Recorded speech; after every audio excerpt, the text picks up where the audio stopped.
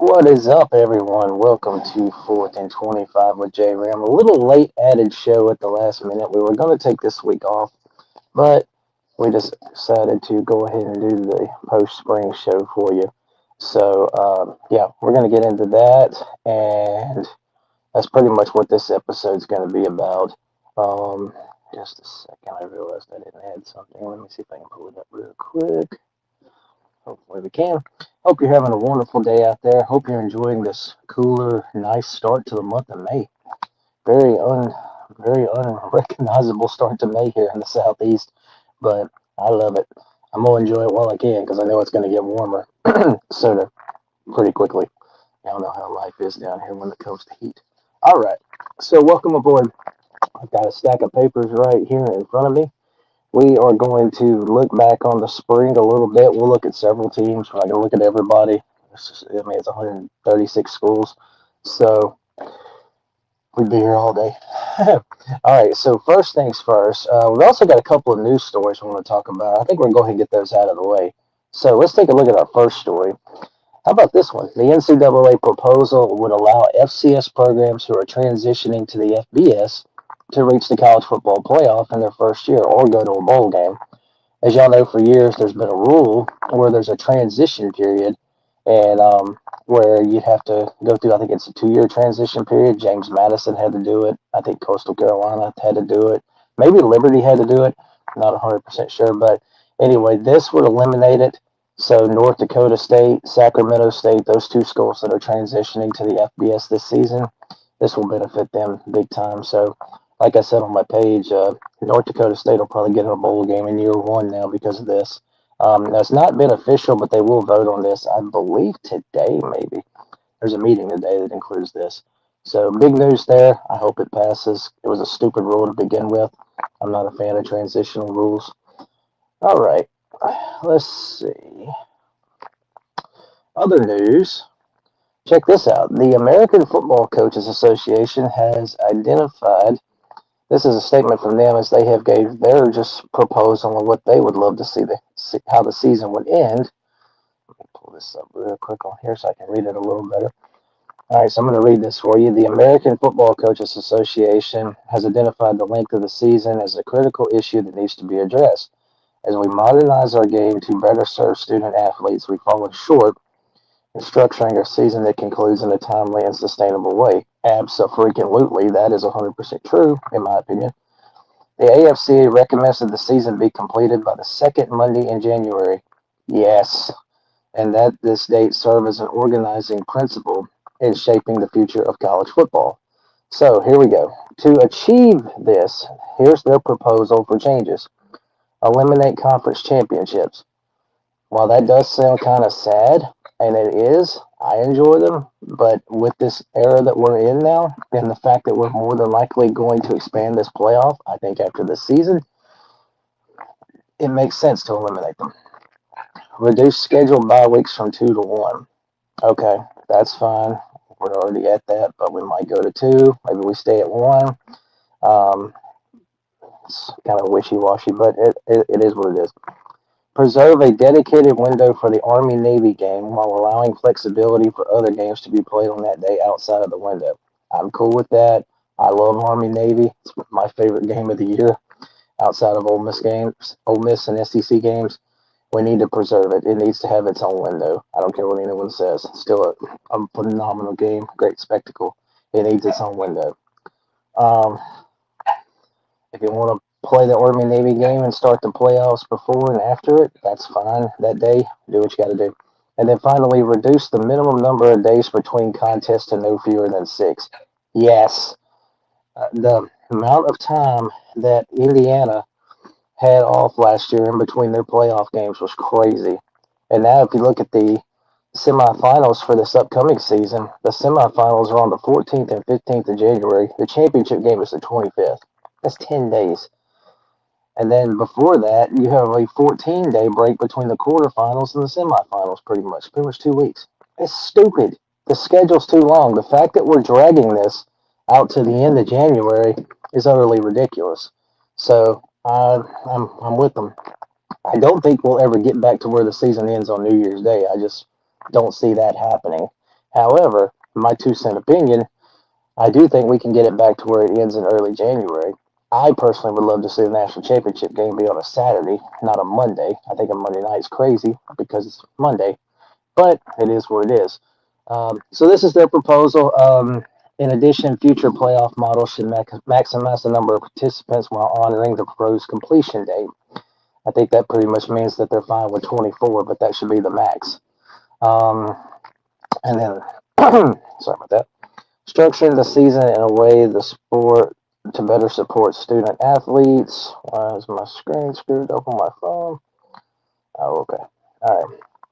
Structuring the season in this way will better support student athletes by closely matching the academic calendar and aligning with the single transfer portal window. It also elevates the quality of play during the most meaningful stretch of the season by removing unnecessary breaks and preserving competitive rhythm. So I'm fine with that. I would like to see the season end in earlier in January like it used to. I don't know if we'll get there. I hope we do. So hopefully, because I do think we're headed to a bigger playoff. I'm really not in the camp of 24, just like the FCS does. I would like to see the G6 have their own playoff, but that's just me. So anyway, this is their proposal. They don't have the authority to change the calendar or the playoff. This is just their proposal being sent to those people who do have the authority to do it. All right, so that is that. Let's jump in to some post-spring thoughts. Just kind of going to go around the country here real quick. We'll look at Oregon. Um, just a couple of notes I got from Oregon spring practice. Now, on all of these, they came from different sites affiliated with these programs or local news. I didn't put their names down out of respect to them. Oregon. So here's what I got from Oregon. In the spring game, this was the defense. Physical. Posted 9 sacks. Evan Stewart came back 100-plus yards receiving in that game. I think he caught a touchdown. He looks healthy. He looks good. Dan Lanning, great depth across the team, especially at receiver big time. The receiver room looks really good at Oregon. Dante Moore is obviously back for another year. And, and thanks to the transfer portal, he got Dylan Raiola as his backup. Yeah, defensive line looks good. It's very talented and deep. A lot of returning faces. New coordinators, obviously, on offense and defense. Being their first spring, obviously, they were probably, if I had to guess, more vanilla with the play calling, but that'll grow in time. But this is a team that I think is going to be really, really good. They've got a lot of returning pieces. They also worked the portal good. So really good spring there. And they just recently wrapped up. They had their spring game, I think, just a couple weeks ago. But anyway, that is just kind of a temperature check, I guess, at Oregon. Things are looking good there as their spring is over with. Let's look. Okay, so I don't have an image for Clemson, but what about Clemson? What is their spring? What did we get from their spring? Defense looked good, 9 sacks in their spring game. Now the Clemson's had a lot of injuries. They didn't have very many offensive starters in their spring game. They do need to run the football, focus on running the ball. Gideon Davison ran for 80 yards in this spring game, showed some good flash, big runs. Chad Morris is back as the offensive coordinator. He was there previously. It'll be interesting to see what he can do as he returns to Clemson. Tom Allen still runs the defense. Who's the quarterback? It looks like it's Christopher Vizina, his job. Did miss a few opportunities downfield. Now they do have a freshman named Tate Reynolds who was very impressive. He found the end zone for a score in their spring game and showed good command of the offense. So if Christopher Vizina struggles, maybe they got their backup ready to go for him. All right. So that's Clemson. What's it like coming out of spring in Austin? Here's Texas. Just the image of Arch Manning throwing in one of the practices. A couple of quick nuggets from Texas. This was a team that had a lot of injuries in the spring. They didn't even get to play a spring game because they didn't have enough healthy offensive linemen. And Arch was limited because of his foot. Trevor Gooseby was limited. Ryan Wingo. So many guys. Ryan Wingo's recovering from wrist surgery. There is depth. There is good talent. They had a great portal class like every year. Recruiting looks good. Also, one other thing. Will Muschamp is in Austin now. He's the DC for Texas. What will the defense look like? I expect it to be good.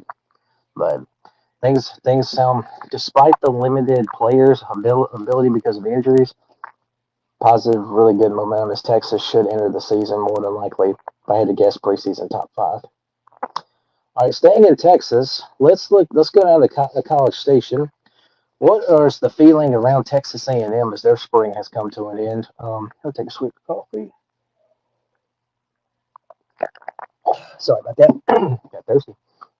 Anyway, one story out of A&M's game, unfortunately, bad news. Linebacker Damian Sanford, who was pretty much the leader of this linebacking core, he was injured in the spring game, a leg injury. He is expected to at least miss a portion of the season. So some younger guys will have to step up there. Now, the pass rush was described as unblockable in the spring game during spring practice. Northwestern transfer Anto Saka is down there now. He was a good one in the Big Ten. I expect him to shine down there in the SEC.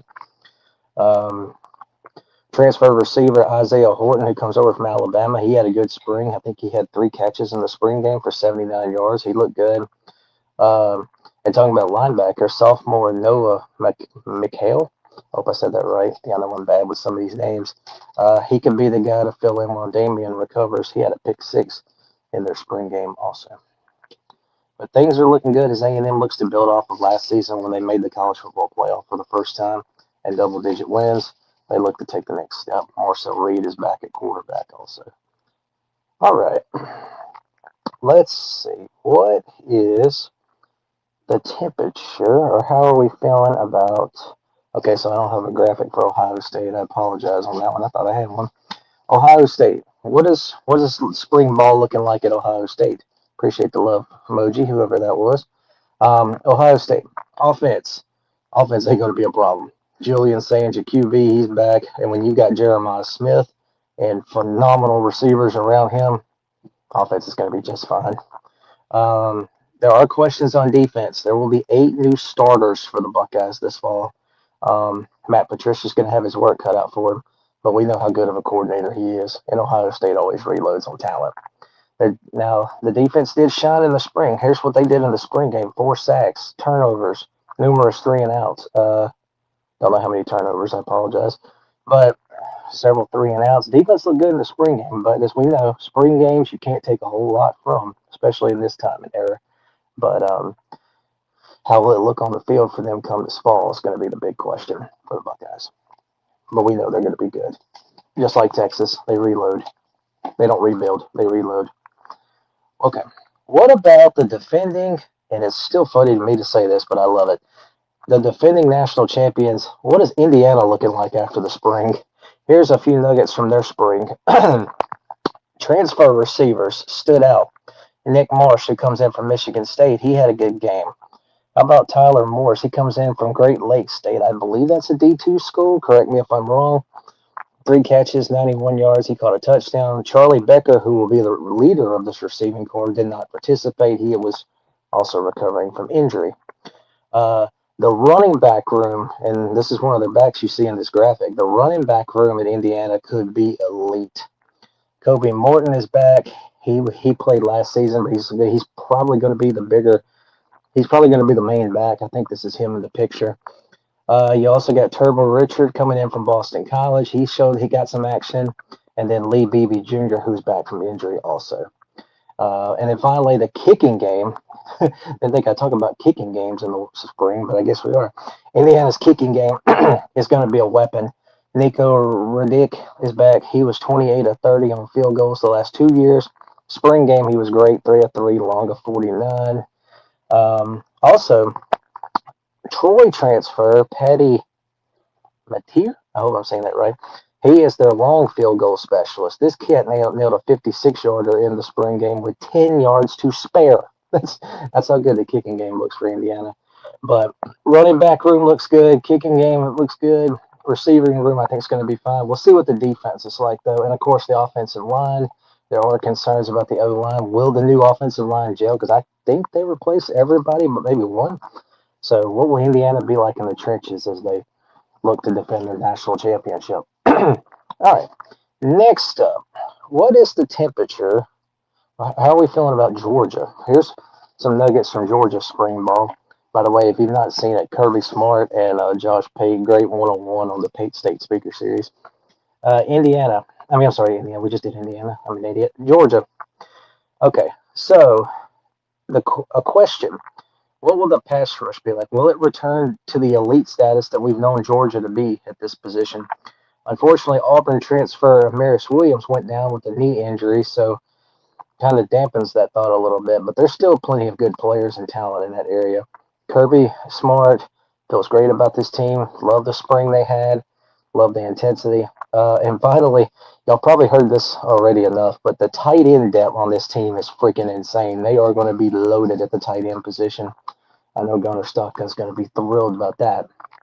You've got Lawson Lukey, Ethan Barber, Jaden Riddell, Elias Williams, Caden Portero are all turn heads.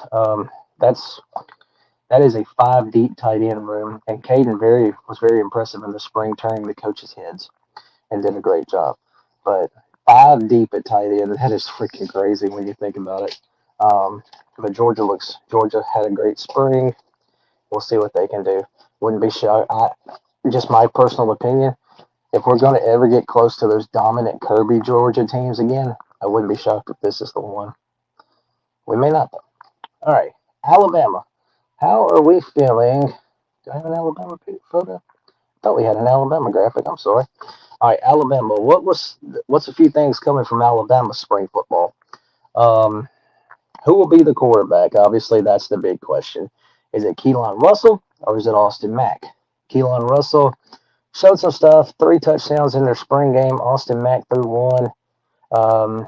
But based on what I've read and heard and seen coming out of the quarterback battle, wouldn't be shocked if it's Austin Mack's job. But no decisions made yet. I bet you Kalen DeVore probably will hold off until fall camp sometime. Running back room has freshman Trayshawn Brown, who was a big story in spring with his footwork, his agility, his toughness. He flashed and shined. The receiver room is still really good. Ryan Coleman Williams, of course, returns. Rico Scotty, and then you got NC State transfer Noah Rogers. A lot of good talent on this receiving core. The question's going to be who's going to throw on the football. If I had to guess, Austin Mack is my guess, but we'll see. Obviously, that's not decided. Defense, kind of funny, but I did see one Alabama fan after their spring game said their defense looked like a Pac-12 defense. I don't think it's going to be that bad, but we'll see. All right, that's Alabama. What about out west? What about USC? How are we feeling about USC? What are some things being said? Take a swig of my coffee real quick. What's left of it? Anyway, USC, how are we feeling about their spring? Freshman class was creating a buzz.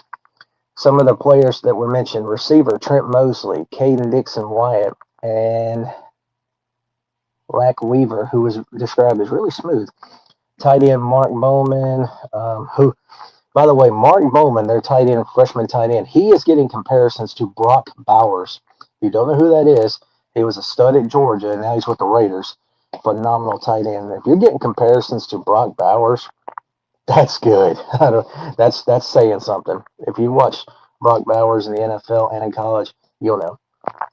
Some other freshmen, cornerback Elbert Hill. He got a lot of praise for his technique as a freshman. Defensive lineman Luke Waffle. I can't say this name. Tamini Torai Tomtom, I think is his nickname. Running back Deshaun Redu and offensive lineman Breck Loloj. I hope I said that right. But that is some of the freshmen who have been turning heads in the spring. Running back room, Alex Graham, R.J. Sermons, both getting a lot of talk about how they look bigger and they're stronger. USC's been training their players really good. Winter workouts has them looking good. Line of scrimmage looks massive. So USC, who has took some criticism for not having the bigger, stronger, more physical line in the past, apparently has improved that.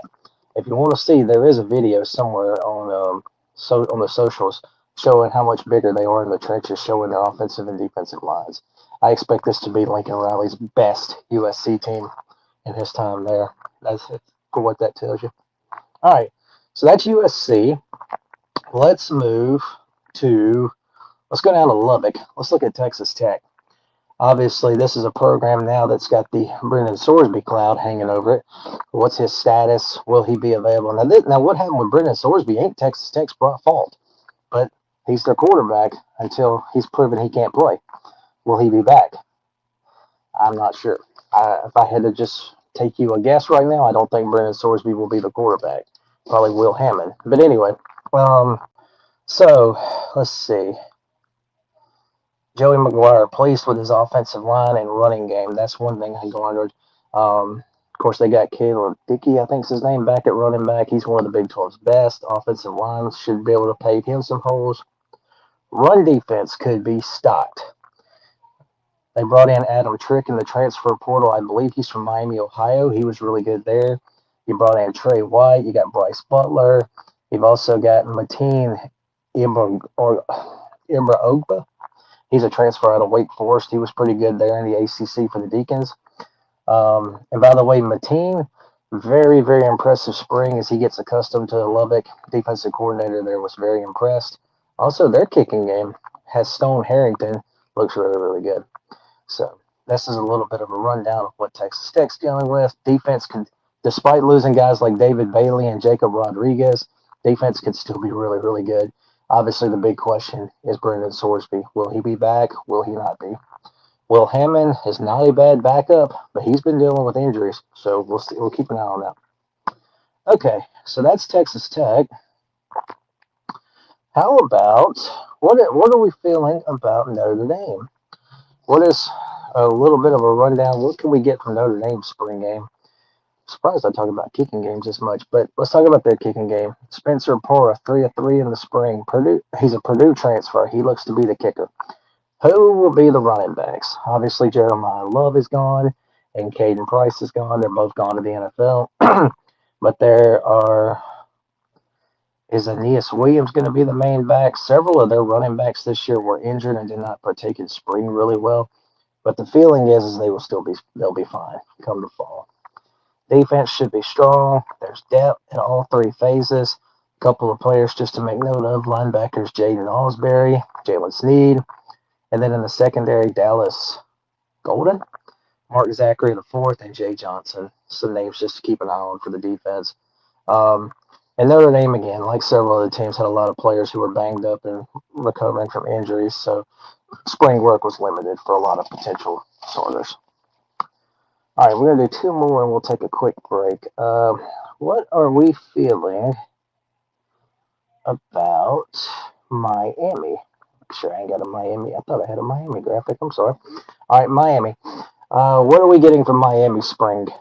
Defensive line could be potentially a really strong suit again. Malachi Tony is back at receiver. He shined in the spring as expected. Could be the best. I think he is number 1 on my ACC receiver rankings. Freshman DB, Camden Portis, getting high praise. He looked really good in the spring. Intense practices, more physicality, making this team more physical. That is a Mario Cristobal staple. And, physical team, more intense as they look to finish their mission. Obviously, they came up just short last year when they lost the national championship to Indiana. Darian Mensah looked good. And then you got Fletcher at running back. This is going to be a really good Miami team. I dare say they might be better than last season. That's how good I think of Miami right now. All right, one more team before our first break. Let's go down to the Bayou. How are we feeling about LSU after spring ball? Okay, so transfer safety Ty Benfield, who comes over from Boise State, if you don't know, he was a ball hawk for the Broncos. He transfers to LSU with 1 year left. He is getting very positive reviews from the coaching staff and apparently local media. He looks to be the leader of the potential for the secondary. Offense, obviously, you're getting adjusted to a new offensive system, up-tempo rhythm, a lot faster, like what Coach Kiffin did at Ole Miss. Sam Levitt did some individual work in the spring, but he obviously did not partake much because he's recovering from his injury.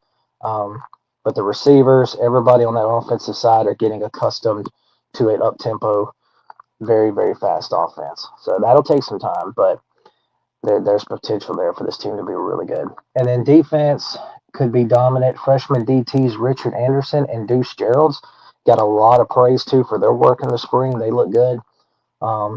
Yeah, so could be another nasty LSU defensive line, but we'll see for Baker and the Tigers. But positive reviews for LSU. Obviously, a big portal class, super high expectations as they enter year one of the Lane Kiffin era. All right. So we're gonna take a quick break, guys. And when we come back, we'll continue on looking at a few more teams.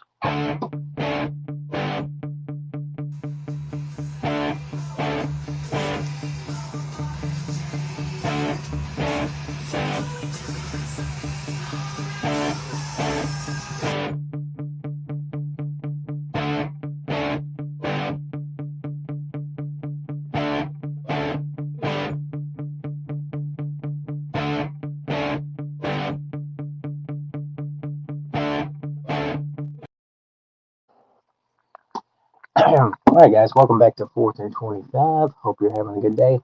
All right, continuing on our post-spring recap show. BYU. What are some things coming out of BYU spring football? Their quarterback, Baron Bastenmeyer, had a great spring, showed great offensive mastery. He's obviously a veteran. He knows what he's doing. Looked good throws, good footwork. Tight end Roger Salapaga, he impressed. Great moves, his handwork, and also Walker Lyons looked good too at the tight end position for the Cougars. Tight end room looks good. Now, obviously, the concern is the receiver room. Their top 3 receivers from last year are gone. So some new faces are in there. They'll have to step up and take the reins. And then, of course, the O-line is going to be good. They return intact. I believe all 5 starters are back on that unit. And L.J. Martin, of course, is back at running back. He is one of the top 1 or 2 running backs in the Big 12, along with Dickey from Texas Tech. And then, of course, you got Caleb Hawkins now at Oklahoma State. But L.J. Martin and that offensive line could be nasty. Look for BYU to do like they did last year and run the football. So that's BYU. All right. What about Nebraska? What is a little something out of Nebraska? Now, this is one of the very first spring practices that was over. They were done before April. I think their spring game was like the last week of March. How are we feeling about Nebraska? Offensive line looks the part. Big experience. They also work the transfer portal in this area. And if you add the transfer portals, check this out. They have the second most career snaps in the Big Ten entering this season, just behind UCLA. Over 8,000 snaps between these offensive linemen. And then UCLA's 8,002 plus. But they have a ton of experience now on the offensive line. Running back by committee, who replaces Emmett Johnson? He's gone to the NFL. They've got several quality backs. We'll see who stands out, who gets the job in fall camp. And then finally, their quarterback is now Anthony Colangia. He's the UNLV transfer. He had 2 touchdowns in the spring game and got a lot of big praise and positive reviews. So I look for him to take control of Matt Rule's offense in Lincoln. All right. So that's Nebraska. Let's see. How about, did we get an Auburn graphic? Do we not have an Auburn graphic? Okay. Auburn, what is the mood coming out of the first spring practice for Alex Golesh and the Tigers? Another one. How will the O-line shake out? This could be his biggest question and concern entering his first year. There are plenty of capable guys to watch.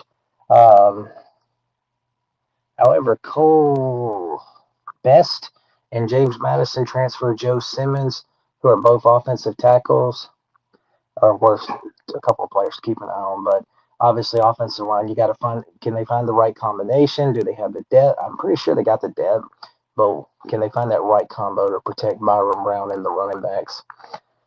Defensive line concerns, not something you hear very often with Auburn. Who will be their guys? Is it Cody Sigler, Deshaun Womack, youngsters like Malik Autry, Jared Smith? Just a couple of names to make note of. But looking for the right guys to step up in that position group. And then receiver room. Who is the go-to receivers?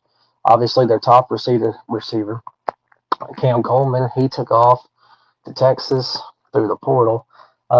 It looks like the three that will probably lead the group are Keyshawn Singleton, Chas Nimrod, I hope I'm saying that right, and Jeremiah Hager. Yeah. So that's the three to keep an eye on for Auburn. It looks like they'll be the main front of the receiver room for Byron Brown to throw the football to. So a lot of new at Auburn, but a lot of excitement as the Alex Golesh era begins. All right, Oklahoma. What about Oklahoma? What are a few things we garnered from Oklahoma spring practice? Um, Another one, injured players, a lot of absent guys, especially in the receiver room and the linebacking core. Is John Mateer going to be better than last year? Some people thought this cat was going to win the Heisman last year, and of course he didn't. But John Mateer himself said, expect to see a different him in 2026. Hanging out in the pocket more, get through his progression, pocket movement better, and being able to put the ball where he wants. So you heard it there from the man himself. He is saying expect a different him. Will he still run the ball some? Probably so. The dude's built like a tank. But can he be better than last year? I think he can. But it's also going to depend on his offensive line, who also has been getting good reviews, looking really good, despite the issues. Depth is a concern with this group. What are they like? The twos, the threes. How many healthy O-linemen will they have? So the big concern there is the depth on the offensive line. But John Mateer will be happy to have a good line protecting him. I'm sure of that. All right, moving on. That's Oklahoma. How are we feeling at Florida? So stuff coming out of Gators spring ball, which has, of course, been over for a little while. But Florida, who is the quarterback? Is it Aaron Philo? Is it Tramwell Jones Jr.? I think I said that name right. That's probably your two-headed battle at quarterback. But Aaron Philo, from what I have garnered and read and seen, it looks like he's probably, if I had to guess, going to be the guy. He's a Georgia Tech transfer. He had one interception in the spring game that was a tip ball. It wasn't really his doing. But Aaron Philo looks to be the guy, but Jones will push him. Wide receiver room. I wish I'd have wrote some of the names down here, but here we go. Receiver room looks to be strong and deep. This could be a very good receiver room. This could be one of the country's best receiving rooms if things go right. You got Eric Singleton in there. He had a good spring. Micah Mays had over 100 plus yards and 2 scores just in the spring game. Dallas Wilson, who's potentially a starter, was not even in spring ball because he's injuring and recovering from injury. And also, elite freshman Davon Grower, keep an eye on him. Defensive line looks stout again, led by KJ Ford and Jaden Woods. Florida, as we know, D-line seems to always be a strength there. Secondary was a concern, though. They looked inconsistent in spring practice and in the spring game. What will they be like come the fall? That'll be worth noting, especially if you're one of their opponents trying to throw the deep ball. All right, moving to Penn State. How are we feeling about Penn State in their spring? Here's a couple of some nuggets I got. Rocco Beck, of course, one of I can't remember how many Iowa State transfers that went with Matt Campbell. Rocco Beck looks like himself. After off-season rehab, he moved well, threw great, had command of the offense, looked like the Rocco Beck we know from Iowa State. How will the new defense work there? Penn State's shifting to a 3-3-5 format under their new defensive coordinator, D'Anton Lynn. He acknowledged, though, that this process is going to take time. Several expected contributors were out or limited in spring practice as they're nursing injuries. But how will the transition to the new defense work? 3-3-5 again. That'll be something worth noting and following. Of course, with their non-con schedule, you really can't learn much. But once they get in the Big Ten play, we'll see what this defense does. Special teams looks to be solid again. You've got coordinator Justin Lustis is back. Kicker Ryan Barker is back. A new punter, Nathan Trice. He comes in from Mississippi State where he averaged 39 yards a kick. He'll obviously look to improve in that field. Special teams, though, could be strong as they usually are under Matt Campbell coach teams. All right, next up, let's move down to Oxford. How are we feeling? How about Ole Miss? How are we feeling about Ole Miss this spring? The Rebels, of course, recently just wrapped up, or I think we're still practicing, but I think they're over with now. Yeah, they should be over with. How are we feeling about Ole Miss? Linebacker room, legit. Luke Farrell, the Clemson transfer, he was at Clemson for like 5 minutes. Keaton Thomas, the Baylor transfer. Those two look to be battling for the green position, which is the linebacker who wears the headset for DC and head coach Pete Golding. Also, Josh Butler and freshman Ant Davis had great springs as well at that position. Trinidad Chambliss, a little something on him. Oh, sorry about that. Trinidad Chambliss looks bigger, stronger. His throws are really good, crisp. I got a chance to see some of his videos. I thought his deep ball looked better too, but Trinidad looks good. Offensive tackle positions. A lot of transfers in the mix here. You've got Miami. You got Tommy Kinsler, fourth, coming in from Miami. Enoch Wangoy, he comes from Florida. Carius Kern from LSU. Now, of course, he recently got in trouble with the law, but I don't think he's going to be removed from the team. I'm not sure, though. Also, returning veteran Therese Davis is in the mix for that position. So, who will be the starting OTs? We'll see. Receiver room. This is obviously somewhat of a concern. It's being rebuilt because they lost several guys. But Deuce Alexander and Caleb Cunningham are the returning leaders of this room. Deuce Alexander, probably the number one guy. And then you got some transfers that'll be right there with them. You got, oh God, I can't read my own writing some days. Horatio Fields, he comes over from Auburn. And then you got a couple from Syracuse, and Jonte Cook and Daryl Gill Jr. So it's a rebuilt receiver room, but Ole Miss has done pretty well at developing at this position over the years. I think this will still be a good group, and very excited to see what they can do. All right, so that's Ole Miss. Let's move down to Tallahassee and a team that's not going to be very high on the expectations list. Florida State. What are we feeling out of Florida State spring? Their receiver room is going to be the strength. Deuce Robertson is back for another year. He is the unquestioned leader of this football team. Number 2 receiver looks to be Micah Dancy. You've got Javon Boggs. He's probably the number 3 receiver. And then there's some young guys behind them that are ready to go. Ashton Daniels is the new quarterback. This is him, I believe, in this graphic. He comes over from Auburn. He's already been named the starter. It'll be interesting to see how he does. A lot of new here, 60-plus new players in Tallahassee. That's going to be a lot of getting accustomed to. You got a lot of new position coaches, a new running back coach, new edge coach, new linebacker coach, cornerback. Offensive line's pretty much new and rebuilt, so hopefully Ashton won't be running for his life very much. But obviously expectations are not very high. Some believe that their coach is on he's pretty much on borrowed time, but we shall see. So that's Florida State. Let's keep it in the ACC. What about SMU? How are we feeling about SMU after the spring? Early contributors ready to shine for this offense? Check out running back Rocky Rhodes. He got a lot of praise. Athlete Xavier Bennett. Offensive line Drew Evers was getting a lot of talk. So those are some youngins who could very well contribute in year 1 in Dallas. Who's the backup quarterback in case Kevin Jennings gets hurt? That's a question. Freshman Ty Hawkins is the one to probably watch for the number 2 position there behind Jennings in case he goes down. Hopefully he doesn't, but that'll probably be your backup if I had to guess. And finally, defensive line looks to grow with Jeffrey Mimba and Jonathan Jefferson at the forefront of the group. Rhett Lashley's going to preach physicality, and that position group will go a long way in determining how physical the team this really is. Keep an eye on these guys. This might be the best team in the ACC this coming fall that's not named Miami. All right, next one. How about Tennessee? Obviously, they've been done for a little while, but let's take a look at Tennessee. Obviously, look, this is a no-brainer. Quarterback. Who's going to be the quarterback? The battle looks to be between George McIntyre and Faison Brandon. Now, Colorado transfer Ryan Staub is here also. He transferred this offseason, but he took a lot of third-team reps. So is there something we're not being told? Could he sneak up and steal the job? I don't know.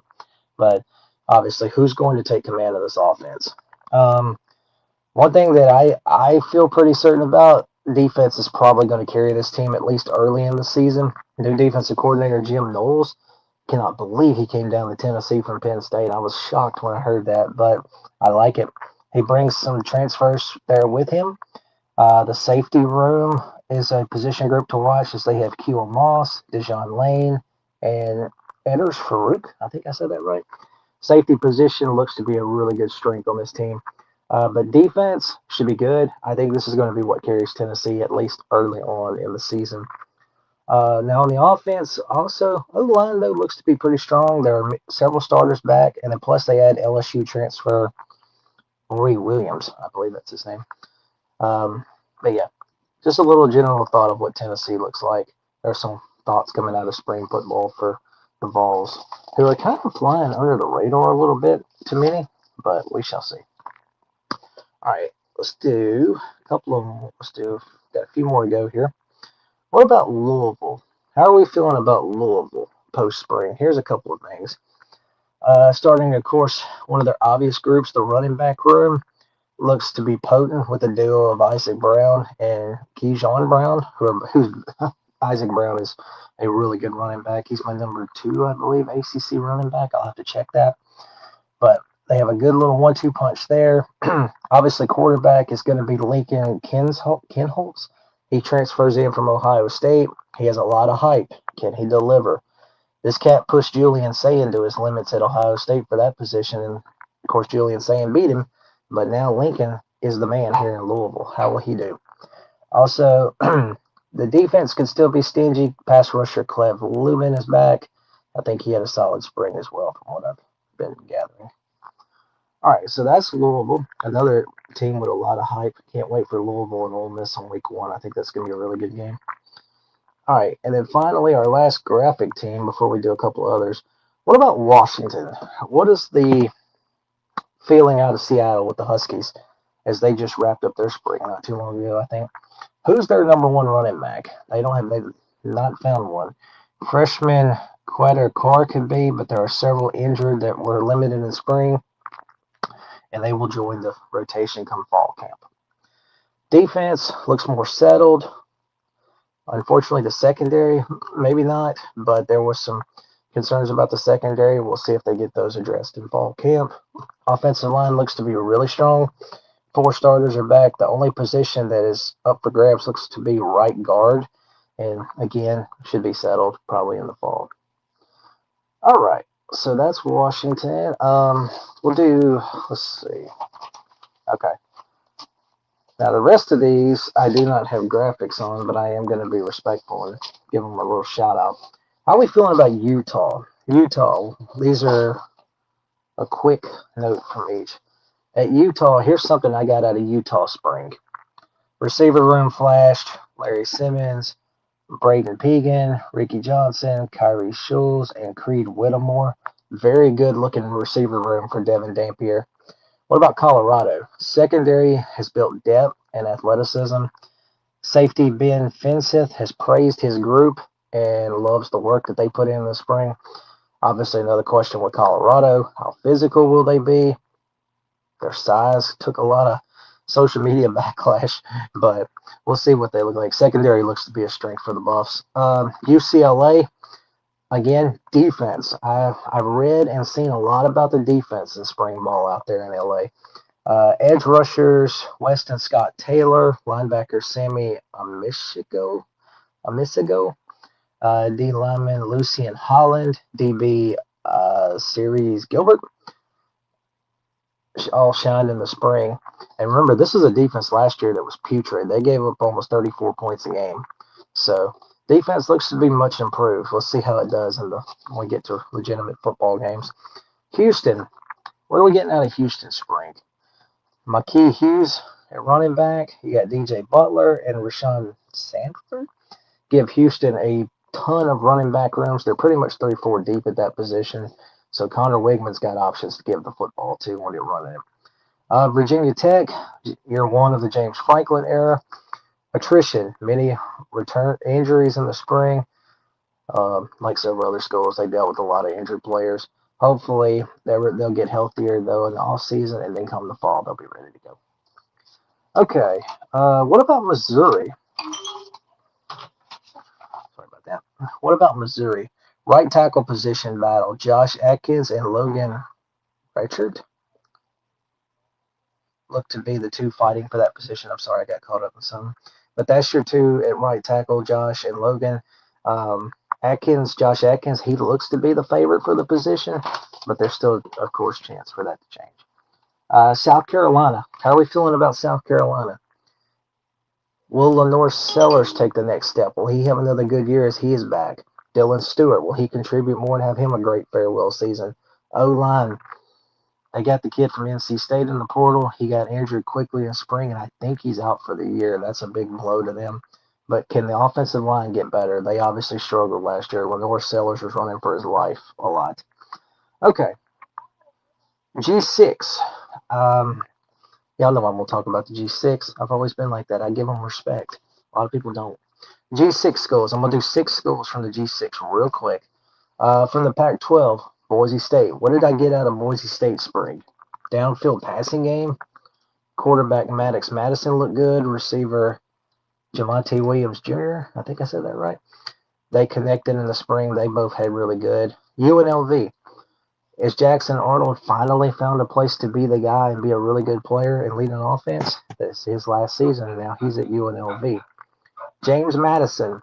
Again, who's their quarterback? Alonzo Barnett. He transferred. He's gone to UCF. Billy Napier's got a battle on his hands here. You got Camden Coleman, who's a transfer from Richmond in the FCS. Did really good there. You got J.C. Evans. You got Arrington Maiden. He transferred from Memphis. And then you've got Davie Belfort. I hope I said that right. He's a Virginia Tech and UCF transfer. Kennesaw State. Spring practices at Kennesaw State. Big energy, a lot of excitement. The fan base is stoked off of what they did last season, winning the conference, 10-plus games, and tearing it up. That fan base is stoked. That program, they're going up under Coach Jerry Mack. Navy, replacing a lot of production. Obviously, big concerns there on both sides of the ball. You lose Robertson on the D-line, Eli Heidenreich, the receiver that was really good. So a lot of new faces there. Can Navy keep it going? And then finally, our last team, Western Michigan. Defensive depth. Secondary returns, 5 with starting experience. Secondary should be good. Remember, this team also returns their quarterback, their running back. Defensive line is going to be a little bit new, but there's a lot of experience back. Do not be shocked. And it's too early to predict anything. But Western Michigan could be the G6 playoff team this year. You heard it right there. All right.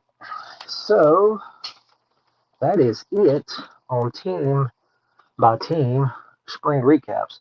If I didn't do your team, I apologize. All right, so I'm going to do I'm going to take a break real quick, and we come back.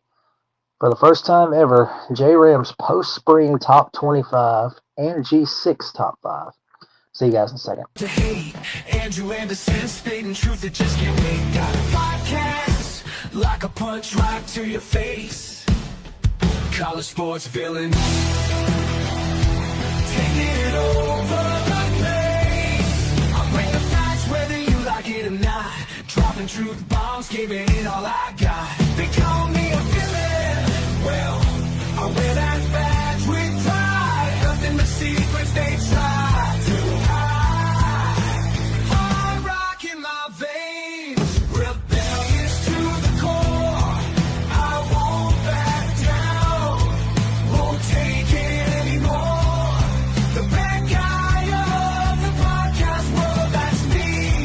Unleashing the truth, setting it all free.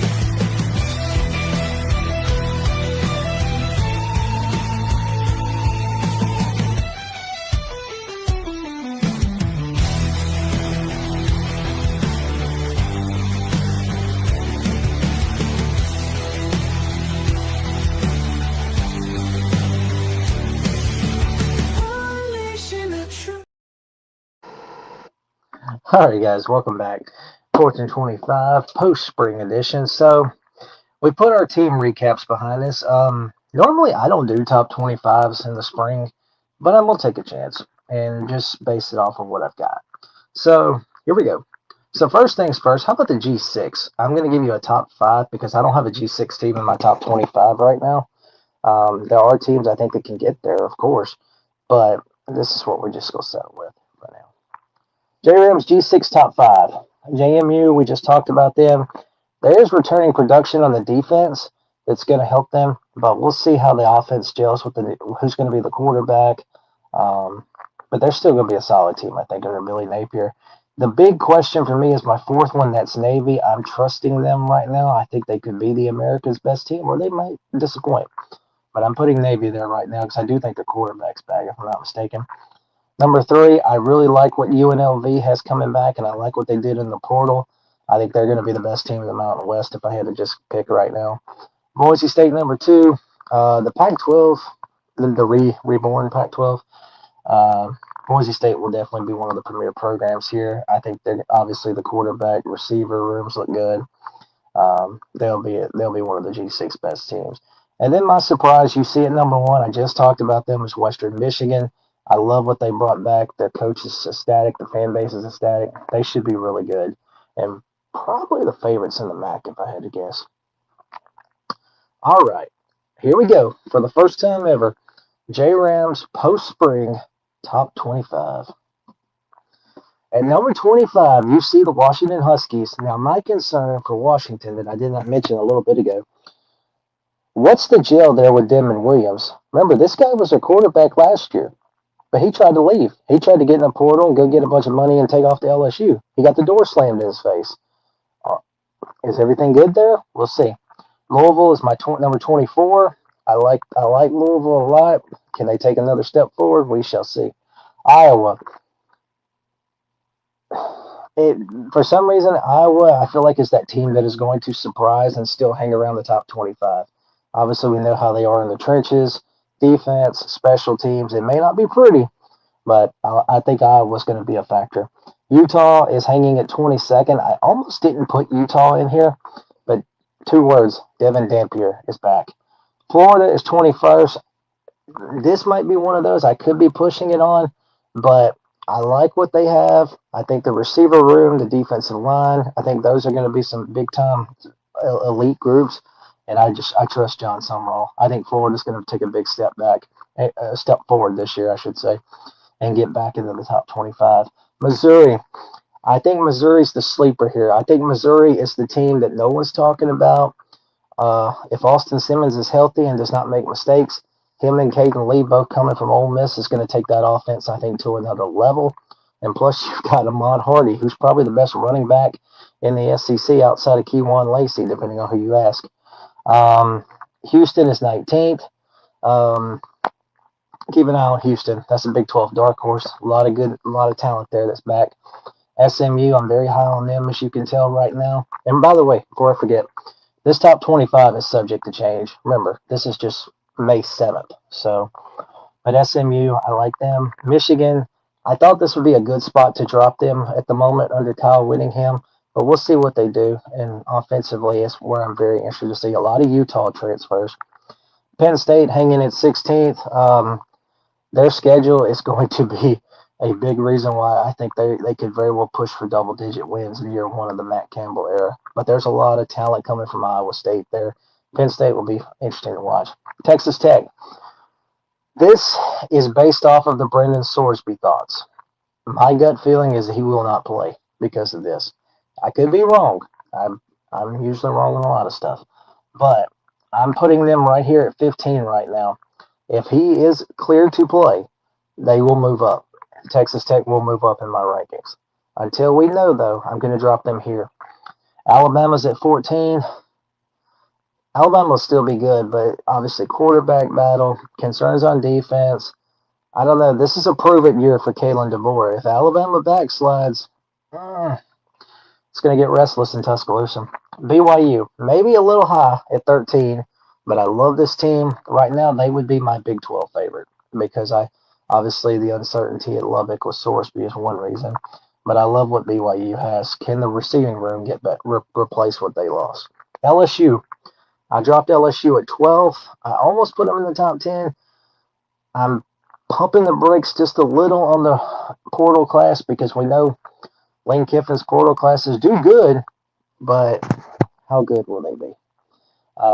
But they have the potential to be way higher. I dropped Ole Miss at 11 right here. Trinidad's back. Keywan Lacey's back. I still think the offense will score enough. Defense, I think, is going to be fine. What will the secondary be like? That's the question there. Can the O-line be good? Secondary and O-line, probably the biggest questions. Oklahoma's 10th. Another one I'm kind of am wondering if I have them too high. But I think, based on what they did last season, I think, can they duplicate that? It depends on the offensive line. I do think Brent Venables will have a good defense. I think Oklahoma's going to be better on offense. Probably, if I had to tell you, my most highly overranked team is probably USC. I love what they have coming back this year. And this is a make or break year, I think, for Lincoln Riley. USC's got to get to the playoff. Texas A&M is 8th. Marcel Reed is back. They still got plenty of good bodies in the trenches. I think A&M's going to be fine. I might be disrespecting the national champs, putting them at 7, but I'm dropping them here right now just because of uncertainty on the offensive line. And can they repeat? Are they built to repeat? Are they ready to continue this unbelievable stretch run they've been on these last 2 years? I think they can, but obviously, new quarterback too. Miami at 6th. Again, I think they're going to be, I think they might be better than last year. So much talent, physical, they're ready to go. I dropped Texas at 5th. Health is my concern with them. Will they have enough healthy offensive linemen throughout the season? But otherwise, they're going to be fine. Ohio State, I almost put them at number 1, but I decided to settle them here because of the defensive concerns. Number 3 is Georgia. Again, I'm not worried about Georgia. I would not be shocked if this is Kirby's best team since his dominant title teams. Notre Dame, I think there's talent across the board. This is going to be a really, really big year for them. Now, their schedule, they're obviously going to take flat for their schedule because their schedule is one of the easier ones, but you play what you got. And number 1, I'm basing this off of returning production all across the team and portal work, recruiting work. Oregon, to me, on paper, looks like the most talented team. Now, remember, these games ain't won on paper. This is subject to change. But my preseason number, my post-spring number 1 right now would be the Oregon Ducks. So, anyway, there you go, people. That is my top 25. All right. So, spring football is behind us. That is a wrap. Guys, I appreciate y'all. We've done really good. I was scared we'd go over a long time, but we're at not even an hour yet. Well, guys, this has been fun. I was going to not do a show this week, and we were going to do something next week, but instead, next week's going to be my off week. I'm going to take an off week, and then when we come back, we're either going to go to 2 shows, or I'm going to just stay at 1 until closer to the season. But we'll be back in 2 weeks. I'm taking next week off. All right, so as always, we'll close out. Romans 10:13, a Bible verse. For whosoever shall call upon the name of the Lord shall be saved. Yes, seek him, call out to him. He's there waiting for you. Trust me, I've had to call on him a lot. But call out for him. He'll be there. He'll hear you. He hears your cries. He's heard mine. Thank you guys again so much. I appreciate y'all. I'm happy to be able to do double-digit viewers for how many ever straight weeks this is. You guys have been great. I appreciate the support. Villain Media Network, great network. I'm very happy to be a part of this little family with the Golden Broom podcast, College Sports Villain show. That's tonight with Andrew and those guys. They do a wonderful job. It's a great show. Vandy Chris, Hawkeye show. They all do a really, really good job. Let me pull up. I was going to read something real quick about the Golden Broom podcast. Where'd it go? Oh, yeah, here it is. Okay, so Golden Broom podcast, Sunday night. Interview with Maine baseball head coach Nick Derba. I hope I said his name right. That's at 7 o'clock on Sunday night. Be sure to check that out. Terry Walker does a great job over there. I was on there Sunday night for a brief period. Really good show. Andrew and the guys, College Sports Villains show tonight. They're great. No Mercy Sports, all those guys. They do a wonderful job over there. There's some good content, good shows. Guys, I appreciate y'all checking me out. Follow me on my socials. I have Instagram. I now have TikTok. I'll try to get accustomed to that. And of course, my Facebook, College Football Spread discussion group. Y'all be sure to check us out. Guys, thank you so much. Again, hope you have a wonderful day. Please stay safe out there, and may God bless you.